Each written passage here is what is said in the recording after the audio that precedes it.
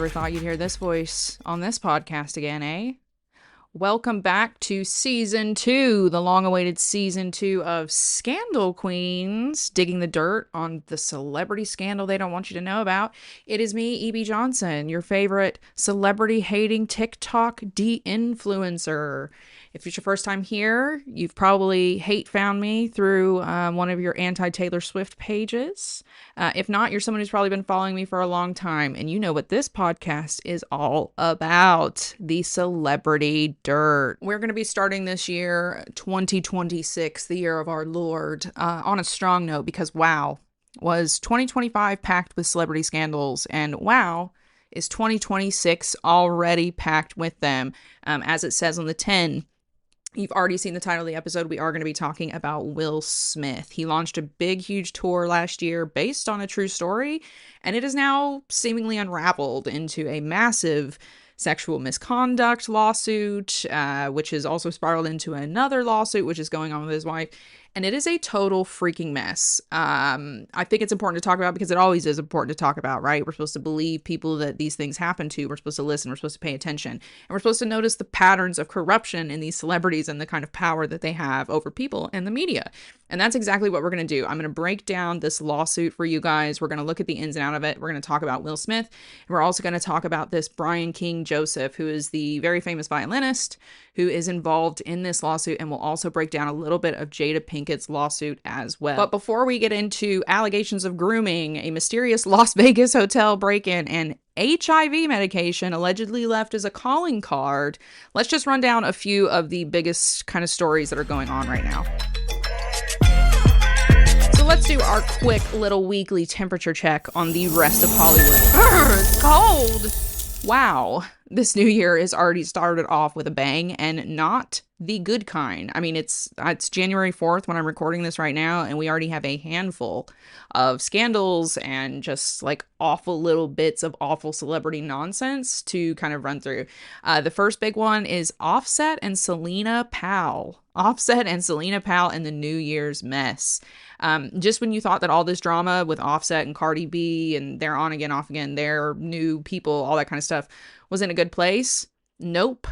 Clout chaser supreme Selena Powell posted a graphic video on New Year's Eve, which allegedly showed Offset in a hotel bed. I don't really know where the allegedly could be because I saw that video and it was him.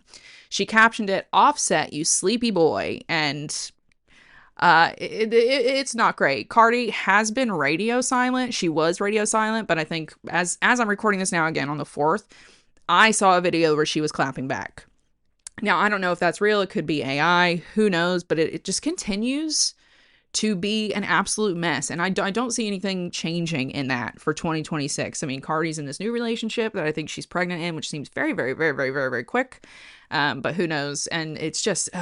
what a mess. What a mess. Moving on, the second kind of big story that's been making the news, Timothée Chalamet and Kylie. Can we not have a break from this PR relationship? Timothée Chalamet and Kylie Jenner, they showed up at the Palm Springs International Film Festival together. That seems to be the only time we see them together, is when there's like an event that they have to be at so that they can be in the media about it. Timothy got an award. Kylie was there in support, his quote unquote silent support, but then apparently they were all over each other making out inside this like really graphic on top of each other PDA. People are trying to put bets on this in the media. They're basically like, how long do you think this romance will last? I don't think it's a romance at all. This whole thing to me is weird and awkward and gross. It feels uncomfortable. It feels like PR. It feels like PR. And I genuinely don't think Timothée Chalamet, he very much vibes with the Kardashians, I think. Like, when I look at him, I don't see a soul. It's like looking into Kourtney Kardashian's face. It's like looking into all the Kardashians' faces. There's not a lot there. So this doesn't really surprise me. Will they stay together through 2026? I don't know. It probably depends on how well the stories perform in the media, because I also saw on DeuxMoi, I think maybe it's the DeuxMoi celebrity gossip website, Kylie's PR people were posting obvious stories on there that said she was single and she was living her best life and she was like with her girlfriends and all that stuff. So who knows? What a dumpster. In much more heartbreaking news, on New Year's Day, 2026, Tommy Lee Jones's daughter Victoria was found dead in the Fairmont Hotel in San Francisco. Now, she was just 34 years old, which is, oh my God. talk about hitting home, right? Because I'm 36, gonna be 37 soon, and that hits home. There's no like scandalous stuff that's going out around this. This is just really a tragedy. It's heartbreaking. It's very mysterious. There's mysterious circumstances. When I read the latest update, she was found in a corridor of the Fairmont Hotel on New Year's Day. So she like wasn't in her room or anything like that. So it is very, very quite odd. Tommy Lee Jones and his family are asking for privacy, understanding, and truly, truly, truly, I wish the best for them. That's like horrible. You don't want people to go through stuff like that. Next up, Idris Elba is now Sir Idris Elba, which I don't know. I mean, that could be a plus. It could be a negative. It's good to see him recognized, right? It's good to see a little bit more diversity in there, but I think that this was quite a controversial year for the New Year honors list, because I did see that there were several people that rejected it. There was a woman, I believe she was in England, she might have been in Wales, but she's been doing a bunch of activism for her community, and when she was offered the New Year honors, she rejected it because she said, why would I take an honors from the people who are damaging my community, who I've appealed to help my community, who haven't helped my community? So, you know, mixed bag on that one, but Idris Elba is now Sir Idris Elba. He has been knighted by King Charles, and it's official, so watch out. And finally, in the big celebrity news stories, the legendary Barry Manilow gave his fans a scare this week. He posted a selfie from a hospital bed, and he revealed that he has received a lung cancer diagnosis. Ironically, the post was still in very showman fashion. He says he caught it early, he's already planning his comeback, and we're going to be seeing him in years to come. It's you can't deny the spirit of that man. So again, hope he gets back. All right, now that we've got all these smaller stories covered, we're going to get into the big stuff, the main event. We are going to be talking about Will Smith's big alleged comeback year and this lawsuit that might threaten all of it. Now, before we dive into the nitty-gritty details of the lawsuit, it's really kind of important to set the scene so you understand kind of the setting and where all this is. It all really goes back to the start of last year, 2025, when Will Smith launched a new tour. It was called Based on a True Story Tour, and it was supposed to be his big musical return. There was all these adverts everywhere that showed these like raving crowds and him back to his roots, doing all his music and doing his thing, and he was supposed to have all this new music coming out. It was this huge thing. It was supposed to be Will Smith's victory lap. It was like the rebuilding after the Chris Rock slap thing. But instead, what we now have is, fast forward to December 30th, 2025, yes, less than a week ago, we now have a huge legal nightmare. I mean, we are talking allegations of grooming, that mysterious Las Vegas hotel break-in, and again, allegedly, HIV medication left as a calling card. It's like the craziest freaking thing. It's an absolute crazy story, which is why I thought it was worth a deep dive. So let's get into that lawsuit, right? So we've already discussed Will Smith was getting ready to launch this tour in 2025. So in November of 2024, he schedules a meeting with this really famous violinist, Brian King Joseph, who was on America's Got Talent. He went really, really viral. He's all over social media. Really liked guy, right? Like really bright, really bubbly, really charming. He's not completely new to like the music industry and showbiz, okay? So November 2024, Will Smith schedules a meeting with him because he wants to hire him for the tour. So they meet each other. It goes really, really well. Will's like, yeah, absolutely. Hires Brian King Joseph, the violinist, for their San Diego show that they have coming up. Now, immediately, Joseph, the violinist, said, like, from the time he got hired, Will was super friendly with him. Now he says, like, it's obviously very clearly grooming. But at the time, he was just excited, right? It's like an exciting opportunity. Will Smith showing all this interest and attention in him. But he said basically immediately from that time that he was hired in November 2024, Will Smith was like, trying to get him alone and telling him, you and I have such a special connection that I don't have with anyone else, just like really hard, really fast, you know, that kind of almost like love bombing, right? He's calling it grooming now in this lawsuit, but it's kind of love bombing. So Joseph just kind of goes along with it because you're star-studded, like star-swept, right? Like it's Will freaking Smith. So he's just kind of going along with it. They're getting along. He does the San Diego show. Will says, that went great. I want you to come on our global 2025 tour, and I'm going to give you a spot on my new album. I've got new music coming out. We're going to put you on the new album. So 2025 comes around, and they go on tour, okay? This is around March 2025. So they're on the first leg of the tour, and they get to Las Vegas. Now, while they're in Las Vegas, Joseph alleged that his room key in his bag went missing for several hours, and he alleged that it was being held by tour management.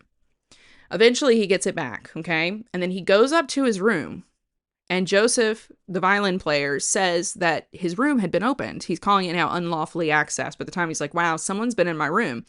There was no signs of forced entry at all, so someone obviously opened it with a key, because it would just be hotel staff and whoever had his room key, which he claims was management at the time. Here's how Joseph said he knows that someone was in his room. He said there was a calling card, essentially, that was left for him in his room.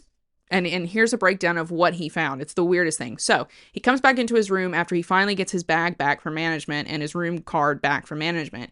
He goes in the room. He finds wipes and a beer bottle. He finds an earring and a red backpack. And then he finds a note. Now, this is the crazy part, right? Because if you saw like wipes and a beer bottle, an earring and a red backpack, you'd be like, oh, maybe someone used my room to come in here and do stuff, right? That would kind of make sense. But this is when it gets super, super weird. Along with those, he finds a note, a handwritten message signed by someone named Stone F, saying, Brian, I'll be back no later than 5:30. Just us. Heart. Like drew a heart next to it.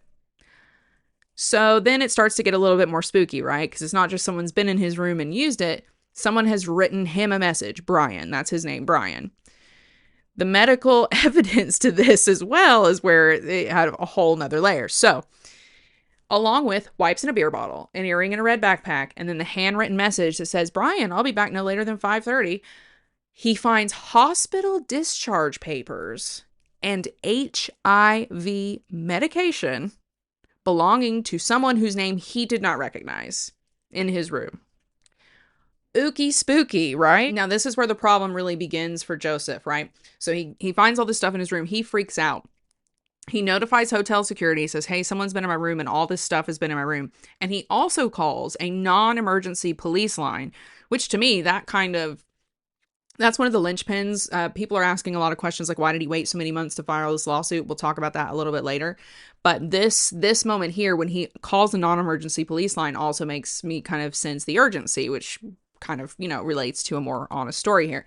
So he calls a non-emergency police line, notifies the hotel. He thinks something's going to be done about it. He expects police to come in and like take everything and management to take it seriously.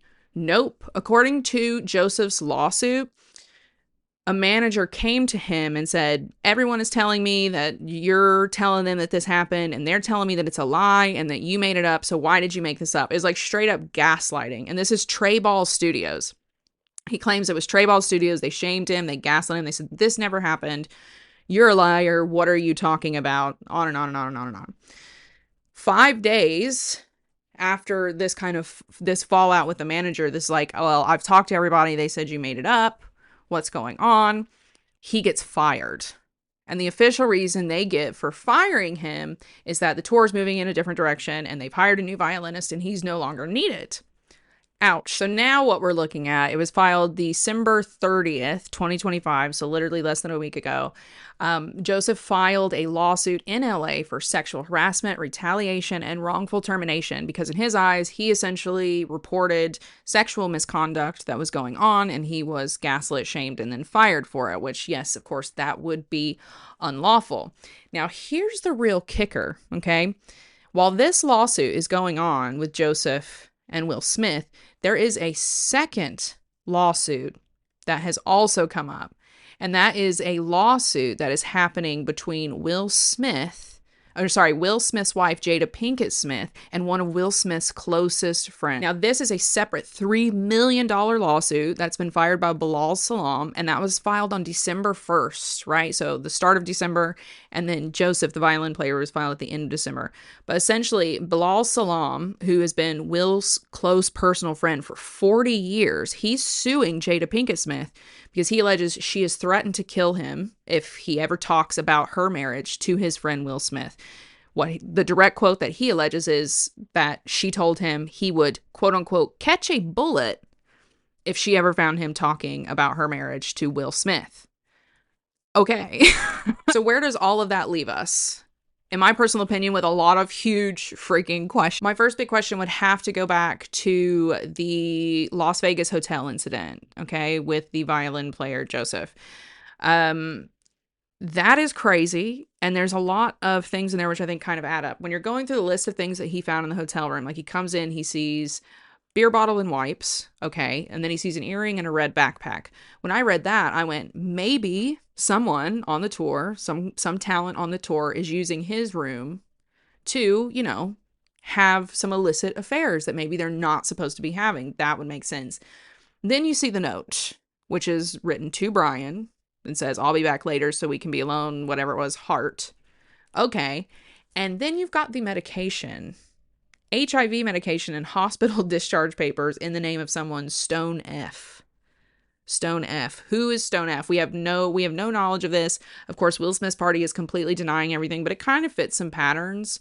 As we know, like if you just watch the P. Diddy documentary, they talked about the medication that he was able to get a hold of more often than not, and how that medication was in the name of a certain person. It's not unusual for celebrities to use different names for medication, or anyone who's got any kind of notoriety. It could be tour managers, it could be producers, it could be like anybody who's around him who's got any level of notoriety.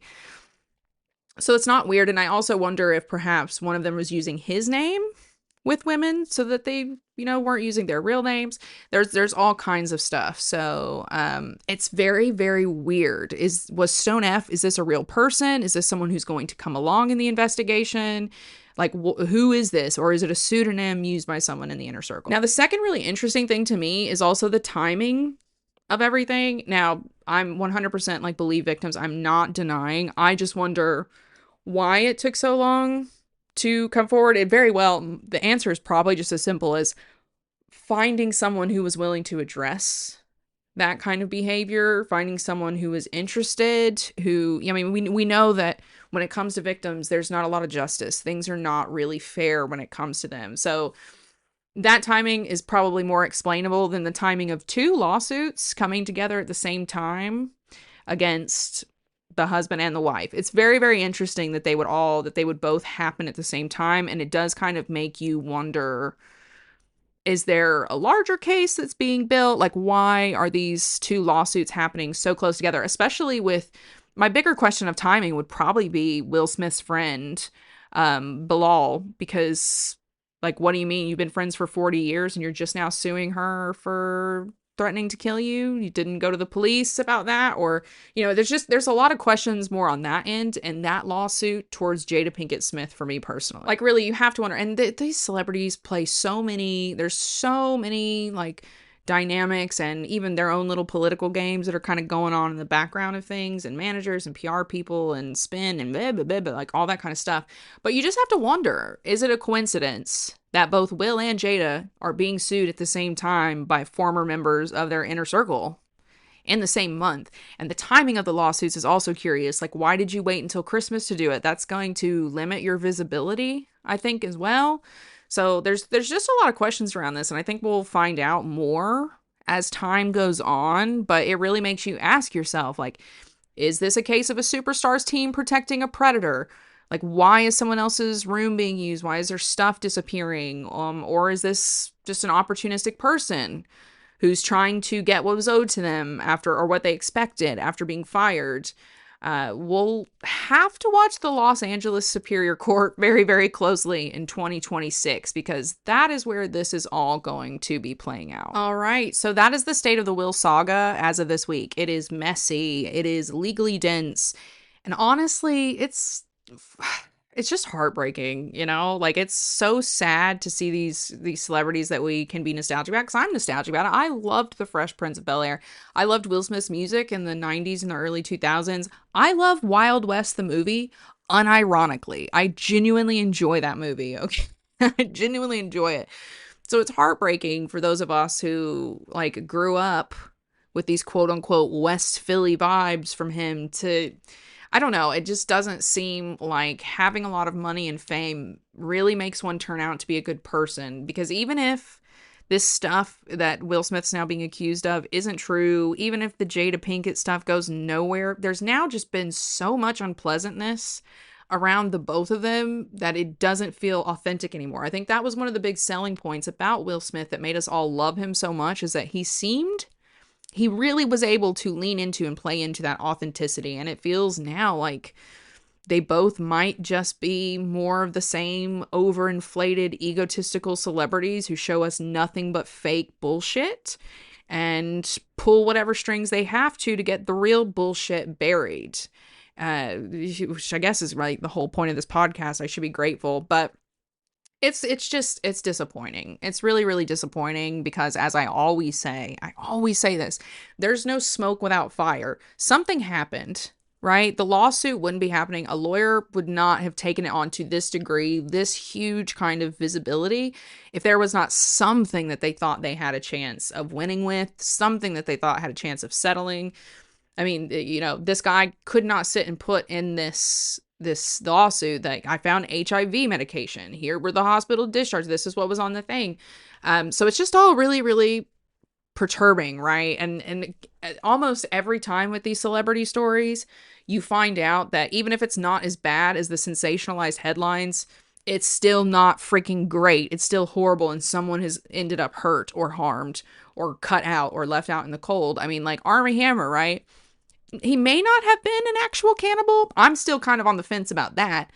But he did abuse women. He's an abuser. He's an abusive man. And he's tried to go on this as well, a press tour, a comeback tour to try to rebuild his stuff.